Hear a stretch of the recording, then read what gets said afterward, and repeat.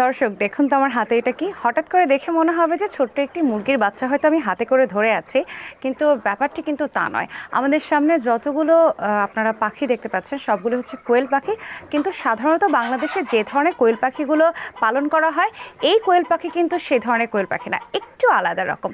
এবং কতটা আলাদা সেটা ভাইয়ার কাছ থেকে জানবো। ভাইয়া, এটার নামটা কি? এটা হচ্ছে ইউরোপিয়ান হোয়াইট জায়ান্ট কটনিক্স। আমরা এটাকে জায়ান্ট শব্দটা কেন এটার নামের সাথে এটা এলো? জায়ান্ট সাইজের জন্য সাধারণ, size? হ্যাঁ বিগ সাইজ। কোয়েল তো হচ্ছে ছোট সাইজের হয়, কিন্তু এটা তো অনেক বড় সাইজের, এর জন্য আচ্ছা। আসলে এটা জায়ান্ট নাম। তাহলে কি এইটা তো সাধারণত আমরা যে সাদা কোয়েলের কথাগুলো জানি সেটা তো ক্রস, এটাও কি ক্রস? না, এটা ক্রস না। এটা এটা হচ্ছে জেনেটিক্যালি ক্রস। এটা কিন্তু আমাদের বাংলাদেশে যেগুলো আছে এগুলো এখন বলতে পারেন পিওর ব্রিড আর কি। আচ্ছা। যেটা একটা জেনেটিক ক্রস করে তৈরি করা এটা। তো এই যে আমার হাতেই যেটা আছে ওর ওজন কত হবে, বা প্রত্যেকটার ওজন কত? এখন এগুলোর ওজন হবে 400 গ্রাম প্লাস আর কি। 400 কিন্তু আপনি গ্রাম যদি plus। ব্রয়লার ফিট খাওয়ান তাহলে এটা 450 গ্রাম পর্যন্ত ওজন আসবে। আসল ফল থেকে তৈরি সম্পূর্ণ প্রিজারভেটিভ মুক্ত ফ্রুটিকা, পিওর মানেই ফ্রুটিকা। আর যদি লেয়ার ওয়ান ফিট খাওয়ান 350 থেকে 450 গ্রাম ওজন আসবে। ভাইয়া, আমাদের দেশে যে জাপানিজ জাতগুলো রয়েছে যেগুলো মানে বহুলভাবে পালন করা হয়ে থাকে, সেগুলোর সাথে এটার পার্থক্যটা কি শুধুমাত্র ওজনের দিক থেকে? এটা শুধুমাত্র ওজন বললে ভুল হবে। এটার ওজন, এটার ডিমের সাইজ, ডিমের প্রোডাকশন সবকিছুই আলাদা। এগুলোর রোগ প্রতিরোধ ক্ষমতা কেমন? এগুলা আসলে আমার কাছে আসার পর থেকে এখন পর্যন্ত একবার শুধু ঠান্ডা লাগছে, এরপর আর কোনো আমি রোগ পাইনি। আর কিছু হয়নি? তো প্রথম কখন আপনি কবে থেকে কোয়েল পাখি পালন শুরু করলেন? আমার কোয়েল পাখির যাত্রা বেশি দিন না, মোটামুটি এখন প্রায় 9 মাসের মতো।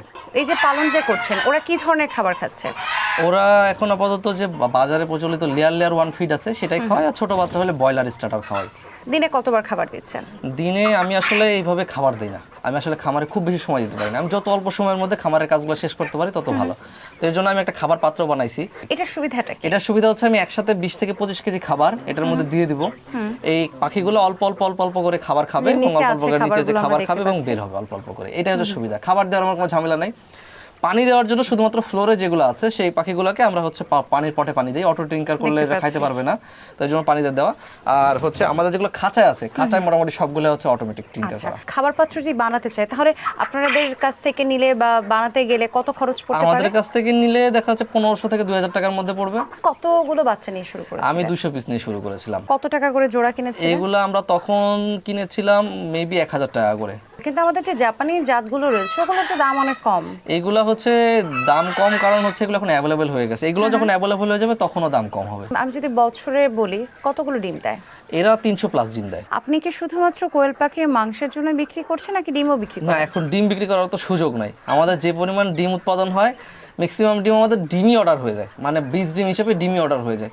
এরপরে আমরা বাচ্চা ফুটাই কিছু, বাচ্চা ফুটানোর পরে আমরা হচ্ছে বাচ্চা দিই। এখন মূলত সুপার জায়ান্টের বেশি চাহিদা, হোয়াইট জায়ান্টের তো হোয়াইট জায়ান্ট যেগুলো আমাদের কাছে উচ্ছিষ্ট থাকছে কিংবা মেল থাকছে সেগুলো আবার আমরা লোকাল বাজারে মাংসের জন্য বিক্রি করে দিচ্ছি। ভাইয়া, কোয়েল পাখিগুলো কাছে কাছে আছে আর আপনার সামনে একটা ওয়েট স্কেলও রয়েছে। আপনি বলছিলেন যে 400-450 গ্রামের মতো হয়ে থাকে। একটু আমাদের দর্শকদেরকে আমরা মেপে দেখাতে চাই আসলে কি ওজনটা এরকম কিনা, একটু দেখানো যাবে? আসলে এখন তো লেয়ার ওয়ান খাচ্ছে, এখন এদের ওজনগুলো 350 থেকে 400 গ্রামের মধ্যে হবে। তারপরেও কিছু কিছু এক্সেপশনাল 450 গ্রাম আছে।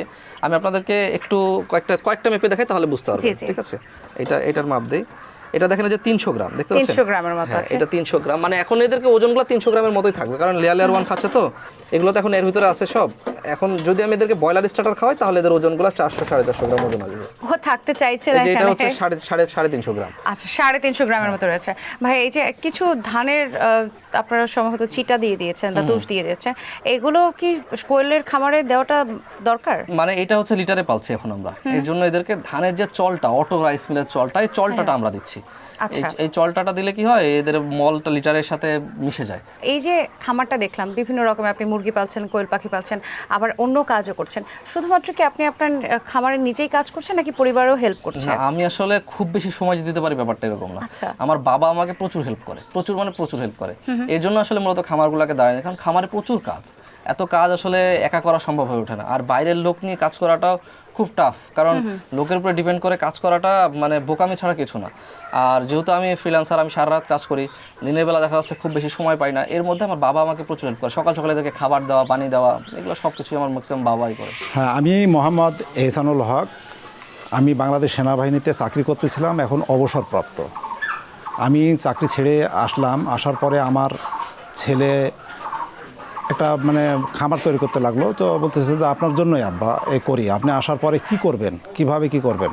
তাই ওই দুই বাব্বাটা মিলে এই ব্যবসার মধ্যে ঢুকে এসব আস্তে আস্তে আস্তে তো অল্প অল্প করে এখন মানে বড় সড়ে হয়ে উঠতেছে। আমরা দেখতেছি, খুব ভালো লাগছে। আমি এর পিছনে সময় দিতেছি, ভালোভাবে সময় দিয়ে আমার ছেলে অন্যান্য আরও প্রজেক্ট করে, সেদিকেও অল্প অল্প আমিও দেখাশোনা করি। আমাকে খুব ভালো লাগে এটা করতে করতে, মানে এমনি চলে আসতেছে যে আমি কিভাবে করব আর কিভাবে যে এই যে আমার এখানে যে মুরগি আছে, মুরগিকে কিভাবে খেতে দেবো, ওরা কিভাবে খেলে ওরা ভালো থাকবে। আমি নিজে নিজে বুঝতে পারতেছি যে এখানে খেতে দিলে ভালো খাবে, অমুক জিনিস খেতে দিলে খাবে। আমি যেমনি ধান খাওয়াই, ধান কখন দিলে ভালো খাবে। আবার যে আমার কোয়েল পাখি আছে, কোয়েল পাখিকেও সেইভাবে আমি জিনিস দিতেছি যেন খাবার নষ্ট না হয়, নষ্ট হয়ে যেতে পারে। তখন আমরা সময় মতো দিব, যেন অল্প অল্প করে দেবো, যেন খাবে। এইসব করে আমার ভালো লাগে আমাকে। কোয়েল পাখির খামারকে খুব বেশি পরিষ্কার পরিচ্ছন্ন রাখতে হয়?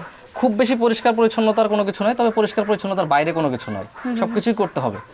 তবে হ্যাঁ, আমরা আসলে একটু হেলাই ফেলাই পালন করি, কারণ যেহেতু আমাদের হচ্ছে সময়টা হাতে কম, এর জন্য আচ্ছা। আসলে একটু হেলাই ফেলাই পালন তবে করি। পরিষ্কার পরিচ্ছন্ন থাকলে অবশ্যই সেটা ভালো দিক। অবশ্যই ভালো।